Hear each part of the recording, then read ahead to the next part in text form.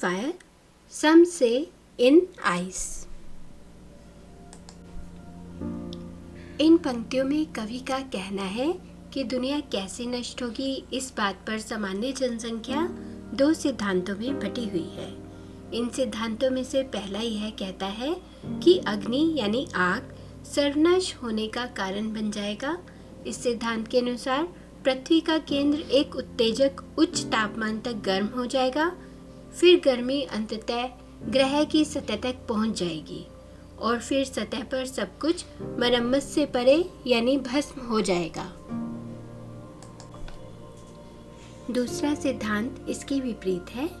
गर्मी से विनाश के बजाय यह सिद्धांत मानता है कि दुनिया इस तरह से जम जाएगी कि वनस्पति और जीवों की सभी प्रजातियां विलुप्त हो जाएंगी। इसीलिए यह सिद्धांत धरती पर रहने की स्थिति को खत्म करने के लिए बर्फ की शक्ति पर आधारित है।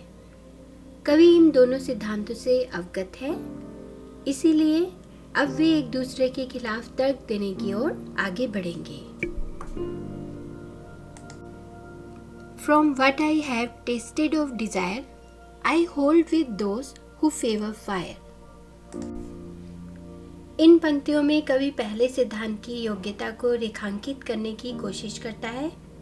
पृथ्वी के विनाश के बारे में पहला सिद्धांत यह मानता है कि पृथ्वी आग से नष्ट हो जाएगी। वह मानव जुनून और इच्छा के साथ आग की तुलना करता है। मानव की इच्छा उसके मन पर इतनी अधिक हावी हो जाएगी कि वो अपनी इच्छाओं को सही या गलत किसी भी प्रकार से पूरा करना चाहेगा। उसे यह ध्यान ही नहीं रहेगा कि उसकी इच्छा पूर्ति के कारण कहीं किसी का नुकसान तो नहीं हो रहा है। मनुष्य के इतने अधिक स्वार्थी होने के कारण और उसका अपनी इच्छाओं को सबसे ऊपर रखने के कारण एक दिन कवि यह मानता है कि दुनिया को जलाकर एक आग के गोले में बदल दिया जाएगा।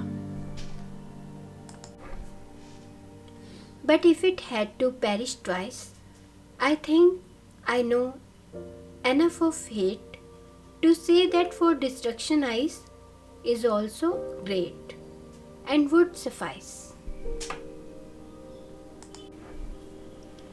इन पंक्तियों में कवि पहले सिद्धांत पर चर्चा करना बंद कर देता है और दूसरे सिद्धांत के बारे में बात करने के लिए चला जाता है। यह सिद्धांत बर्फ से पृथ्वी के विनाश के बारे में है। कवि सर्वनाश पैदा करने में पहले सिद्धांत की अधिक संभावना के लिए भी अपनी सहमति प्रकट करता है और साथ ही वह यह भी मानता है कि क्या हो सकता है अगर पृथ्वी को दूसरी बार नष्ट किया जाए। उसे यकीन है कि दूसरी बार बर्फ और ठंडे तापमान आग के समान ही पृथ्वी को प्रभावी रूप से नष्ट करने के लिए पर्याप्त होगा। कवि तब घृणा के साथ बर्फ की तुलना करता है। वह कहता है कि नफरत एक ऐसी भावना है जिससे वह भली भांति परिचित है और वह यह जानता है कि जो लोगों के मन में घृणा होती है वो किस तरह कट्टरवाद को उत्पन्न कर सकती है। इस ज्ञान के साथ वह इस निष्कर्ष पर पहुंचता है कि बर्फ की उम्र और मनुष्य के दिल में ठंड यानी घृणा दोनों दूसरी बार सर्वनाश का कारण बन सकती हैं।